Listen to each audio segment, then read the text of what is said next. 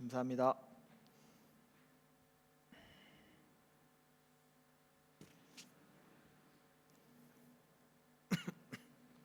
샬롬 반갑습니다. 우리 교회는 아직 교인 수가 적어서 서로 자주 만나지만 그래도 교회에서 다시 보게 되니 너무나도 반갑습니다. 한 주간 평안하셨는지요? 정말 오락가락하는 이 날씨 속에서 하나님의 섭리를 경험하며 늘 건강하시기를 주님의 이름으로 축복합니다. 우리는 이번 텀에 사도행전을 함께 묵상하고 있습니다. 함께 묵상하면서 사도행전의 말씀을 배우고 있는데요, 이 사도행전에서 가장 중요한 주인공을 뽑으라고 하면 당연히 예수님이겠죠. 그러면 예수님 말고 그 다음으로 중요한 인물을 꼽자면 바로 베드로와 바울입니다. 이 두 사람은 서로 자라온 환경과 배경이 완전히 다르지만 둘 다 예수님의 부르심에 순종하여 자신의 삶을 오로지 주님을 위해 헌신적으로 살아간 우리의 믿음의 선배들입니다.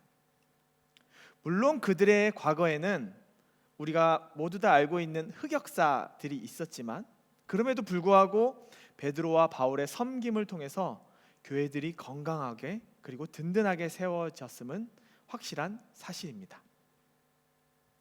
우리는 이번 주와 다음 주 2주에 걸쳐서 사도행전 9장을 함께 나누어 볼 텐데요, 오늘은 바울에 대해서 그리고 다음 주에는 베드로에 대해서 함께 알아보도록 하겠습니다. 오늘은 사도행전 9장 1절에서 31절 말씀을 통해서 사울의 회심이라는 제목으로 하나님의 말씀 선포하겠습니다. 우리는 살아가면서 어떤 큰 충격이나 깨달음을 얻을 때 종종 우리의 삶의 변화됨을 느끼는 순간이 있습니다. 하지만 그 크고 작은 변화 중에서 가장 근본적인 변화는 하나님을 만나는 그 순간에 일어납니다. 우리가 오늘 나눌 사도행전 9장은 기독교 역사상 가장 극적이면서 근본적인 회심 사건을 기록하고 있어요. 예수 그리스도를 핍박하던 유대인 사울이 다메섹 도상에서 빛이신 주님을 만나 전적으로, 영어로는 totally, completely, absolutely 변화하게 되는 사건을 말입니다.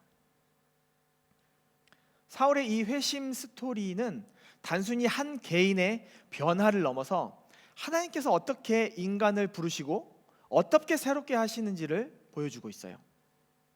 사랑하는 오션파크 교회 성도 여러분, 이러한 사울의 회심이 단순한 감정적인 변화가 아니라 인생 전체를 뒤바꾸는 역사적인 사건이었음을 우리가 알고 있습니다. 그렇다면 현재를 살아가는 우리는 이 사건을 어떻게 받아들이고 우리의 삶 속에서 어떻게 적용할 수 있을까요? 본문을 통해서 사울의 변화 과정을 깊이 묵상하면서 하나님께서 우리의 삶에서도 바울에게 베풀어 주신 동일한 은혜를 베푸실 것이며, 또한 우리도 사울과 같은 회심의 자리로 함께 나아가 우리의 신앙 여정을 돌아볼 수 있는 시간이 되기를 주님의 이름으로 소망합니다. 본문 1절 2절 함께 보겠습니다. 사울이 주의 제자들에 대하여 여전히 위협과 살기가 등등하여 대제사장에게 가서 다메섹 여러 회당에 가져갈 공문을 청하니, 이는 만일 그 도를 따르는 사람을 만나면 남녀를 막론하고 결박하여 예루살렘으로 잡아오려 함이라. 사울의 회심에서의 첫 번째, 사울의 과거입니다. 회심이 있으려면 과거가 있어야 되거든요. 사울은 당대 최고의 율법 학자였으며 유대교의 전통을 철저히 따르던 사람이었습니다. 하나님을 향한 열정이 그 누구보다도 강했습니다. 예수님을 믿는 그리스도인들을 전통적인 유대교를 위협하는 존재라고 확신하고 판단했기 때문에 이를 막기 위해 핍박에 선봉에 선 자였습니다.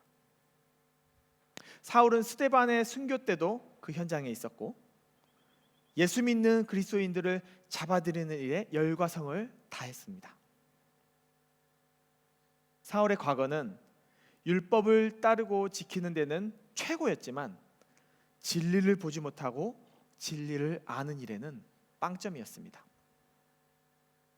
사울이 다메섹에 가던 길도 단순한 여행이 아니라 예수 믿는 자들을 잡아오기 위한 유대인의 사명이었습니다.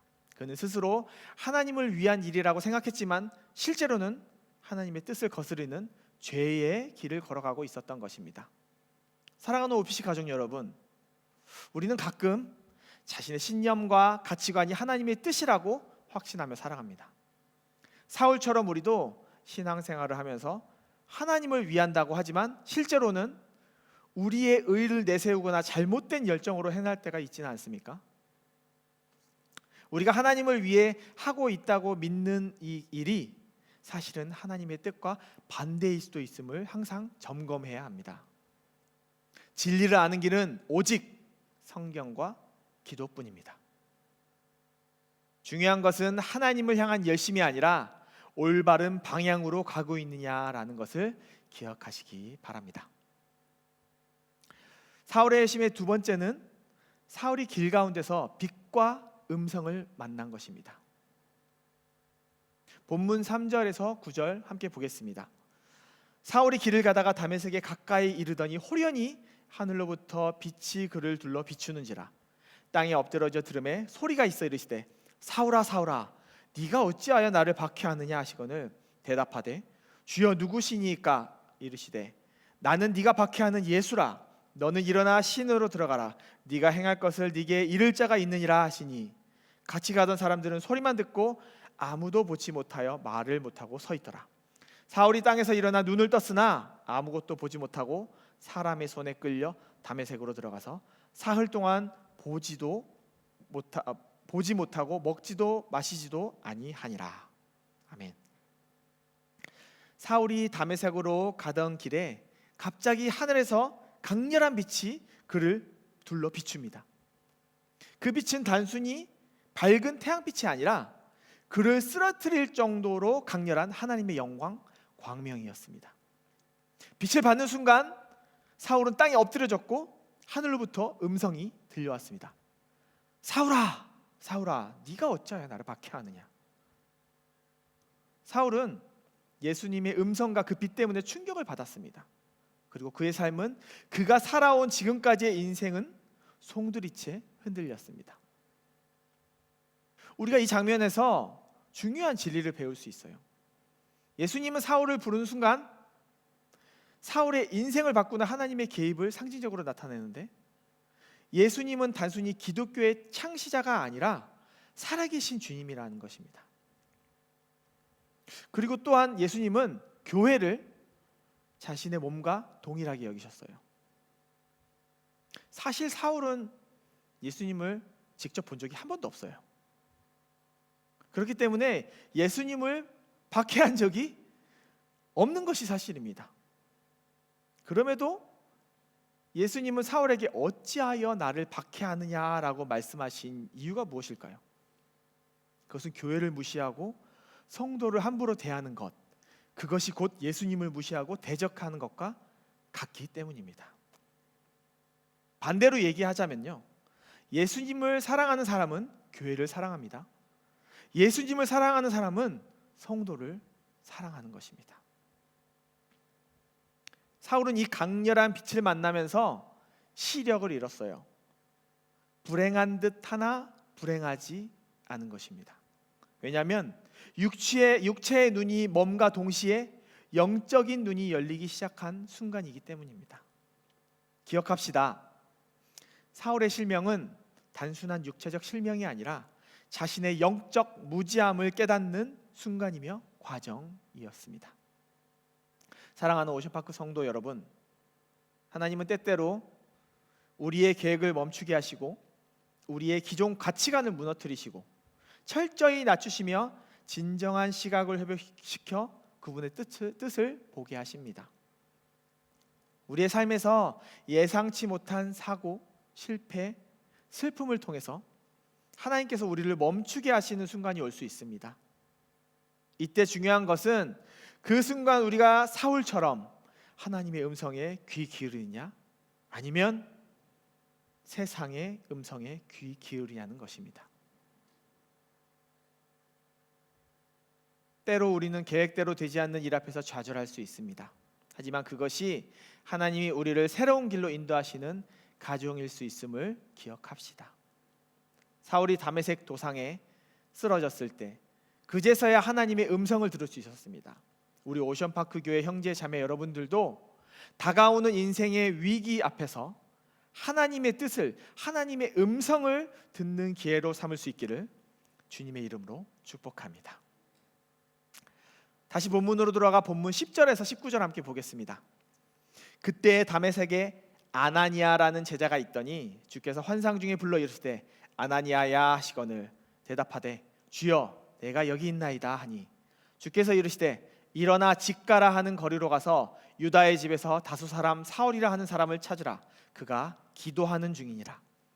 그가 아나니아라 하는 사람이 들어와서 자기에게 안수하여 다시 보게 하는 것을 보았느니라 하시거늘 아나니아가 대답하되 주여 이 사람에 대하여 내가 여러 사람에게 듣사온즉 그가 예루살렘에서 주의 성도에게 적지 않은 해를 끼쳤다 하더니 여기서도 주의 이름을 부르는 모든 사람을 결박할 권한을 대제사장들에게 받았나이다 하거늘 주께서 이르시되 가라 이 사람은 내 이름을 이방인과 임금들과 이스라엘 자손에게 전하기 위하여 택한 나의 그릇이라. 그가 내 이름을 위하여 얼마나 고난을 받아야 할 것을 내가 그에게 보리라 하시니 아나니아가 떠나 그 집에 들어가서 그에게 안수하여 이르되 형제 사울아 주 곧 네가 오는 길에 나타나셨던 예수께서 나를 보내어 너로 다시 보게 하시고 성령으로 충만케 하신다 하니 즉시 사울의 눈에서 비늘 같은 것이 벗어져 다시 보게 된지라. 일어나 세례를 받고 음식을 먹음에 강건하여지니라. 사울이 다메섹에 있는 제자들과 함께 며칠 있을새. 세 번째로 사울의 회심. 사울이 변화되는 과정에서 가장 중요한 인물이 등장합니다. 바로 아나니아입니다. 하나님의 도구인 아나니아의 순종을 함께 보도록 하겠습니다. 하나님은 아나니아라는 제자를 통해서 사울을 회복시킵니다. 하지만 하나님께서 아나니아에게 사울을 찾아가라 명령하셨을 때 아나니아는 처음에는 두려워하며 주저합니다. 왜냐하면 사울의 잔혹함, 그 잔혹한 박해 사실을 통해서 사울이 얼마나 위험하고 두려운 사람인지 알고 있었기 때문입니다. 그러나 하나님께서는 그는 나의 택한 그릇이다 라고 말씀하시면서 아나니아를 권유하고 회유하고 보내십니다.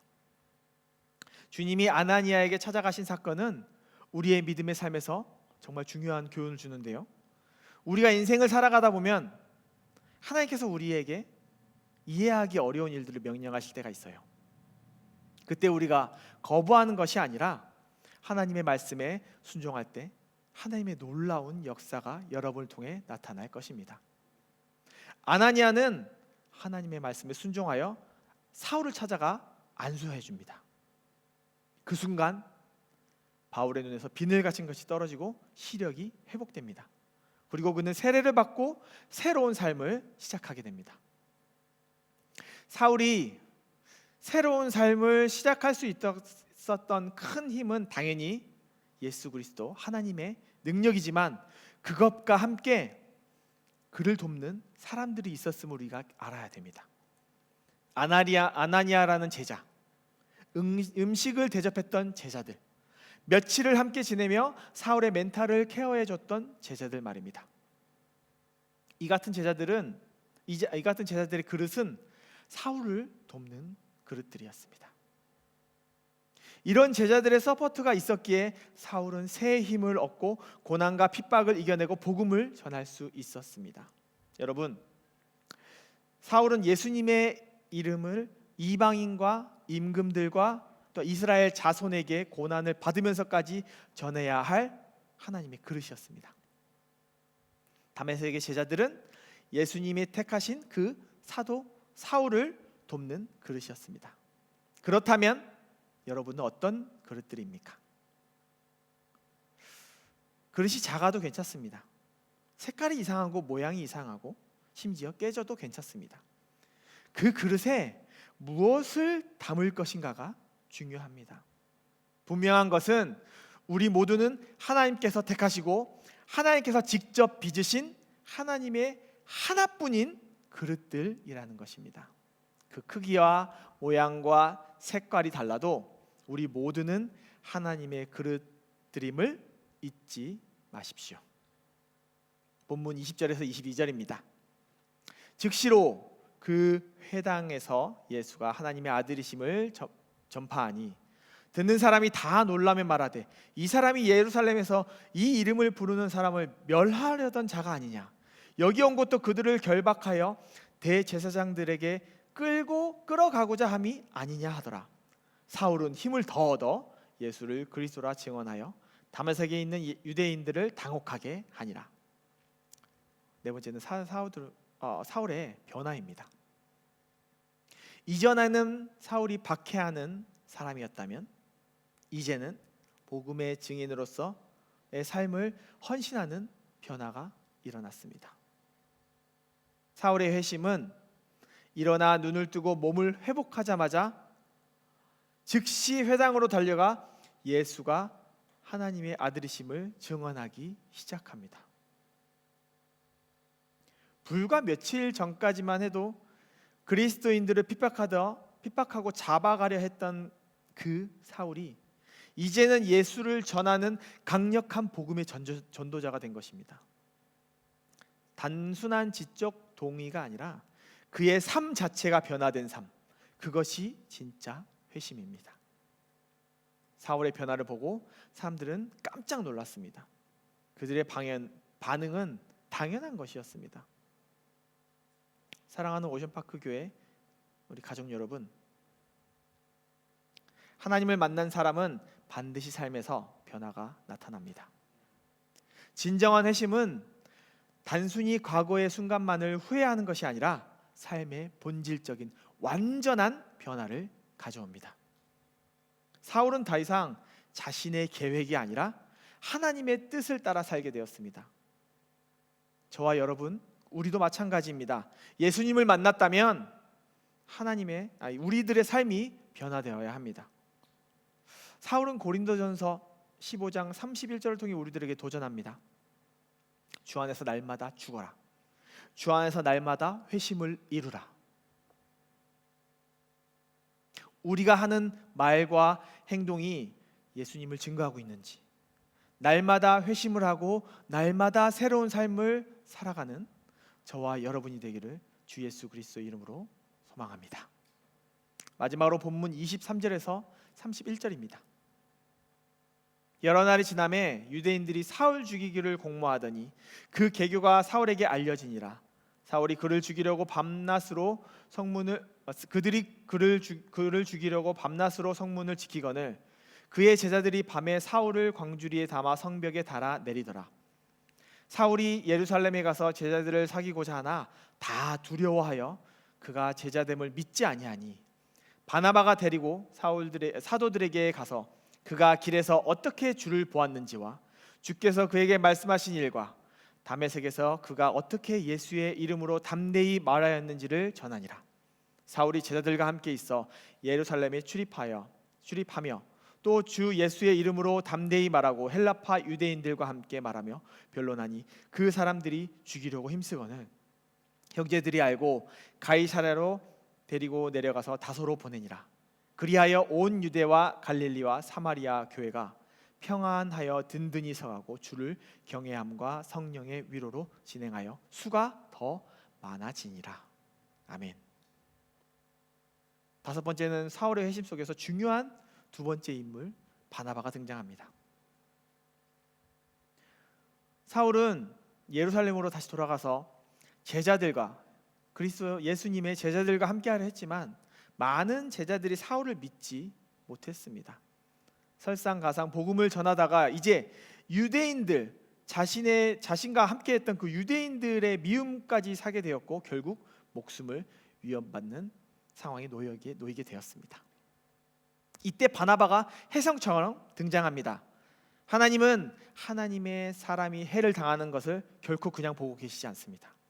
동역자들을 통해서 사울을 보호하십니다. 바나바는 사울의 회심 이야기를 듣고 사도들에게 그의 변화를 변호하고 사울을 믿고 받아들이도록 중재하면서 그가 진정한 사도로 쓰임 받을 사람임을 그 사람들에게, 제자들에게 확신시킵니다. 그 결과 교회는 평안해지고 든든하고 견고히 세워지며 그 수가 많아졌습니다. 고난과 핍박의 열매는 교회의 부흥으로 돌아온 것입니다. 사랑하는 여러분, 오늘날 교회에서도 변화된 사람을 받아들이는 것이 정말 중요합니다. 교회는 새로운 신자를 받아들이고 함께 성장하는 공동체입니다. 한 사람이 예수님을 영접하고 새롭게 살아가려 할 때 교회 공동체가 그를 믿어주고 지지해 줘야 합니다. 사울이 받아든 사도교회, 초대교회처럼 오늘날 교회도 변화된 사람들을 품어주어야 합니다. 바나바가 사울을 변화한 것처럼 우리도 변화된 사람을 품고 도움 주는 역할을 해야 합니다. 우리가 정말로 예수님의 몸된 교회라면 과거가 어떠했든지 간에 그리스도 안에서 새롭게 된 사람들을 사랑으로 맞이해야 합니다. 그럴 때 교회는 든든히 세워지고 양적으로 영적으로 부흥을 이룰 것입니다. 우리 오션파크 교회가, 그리고 우리 오션파크 교회 성도님들이 이런 교회와 이런 사람들이 되기를 간절히 소망합니다. 말씀을 마무리하겠습니다. 회심이라는 건요, 단순히 감정적인 변화가 아닙니다. 실제적인 행동의 변화를 동반해야 합니다. 사울의 회심은 단순한 개종이나 역사적인 사건이 아니었습니다. 오늘날 저와 여러분들에게 주는 메시지입니다. 우리가 하나님을 위해 산다고 하지만 우리의 삶에서도 하나님의 뜻을 이해 못할 때가 많이 있습니다. 혹시 사울처럼 잘못된 방향으로 가고 있지는 않았습니까? 우리의 눈이 가려져서 하나님의 뜻을 보지 못하고 있지는 않았습니까? 하나님이 한 사람을 변화시킬 때 그것은 단순히 그의 개인적인 삶뿐만 아니라 온 세상을 바꾸는 일이 될 것입니다. 우리는 오늘 사도행전 9장의 사울의 회심을 통해서 하나님의 부르심이 얼마나 크고 놀라운지를 다시 한번 보게 되었습니다. 예수님께서 다메섹 도상에서 사울을 부르셨듯이 오늘도 우리를 부르고 계십니다. 우리가 그 부르심에 응답할 때 하나님은 우리를 새롭게 하시고 주의 일꾼으로 사용하실 것입니다. 우리의 과거와 실수와 죄를 뒤로하고 하나님이 주시는 새로운 길을 함께 걸어가야 하겠습니다. 오늘 이 말씀을 기억하며 우리가 정말로 주님을 만난 사람으로서 변화되는 삶을 살아가기를 소망합니다. 하나님께서 우리 각자를 택하셨고 우리 각자의 삶을 새롭게 하실 것입니다. 우리가 하나님 앞에서 겸손히 나아가고 순종할 때 하나님은 우리를 변화시키시고 새로운 사명을 맡기실 것입니다. 하나님께서 우리 각자에게 주신 그릇을 하나님으로 채우고 그 은혜를 붙들고 주를 위해 날마다 죽는 사울처럼 담대하게 믿음의 길을 함께 걸어가는 저와 여러분들이 되기를 주님의 이름으로 간절히 축복합니다. 함께 기도하겠습니다.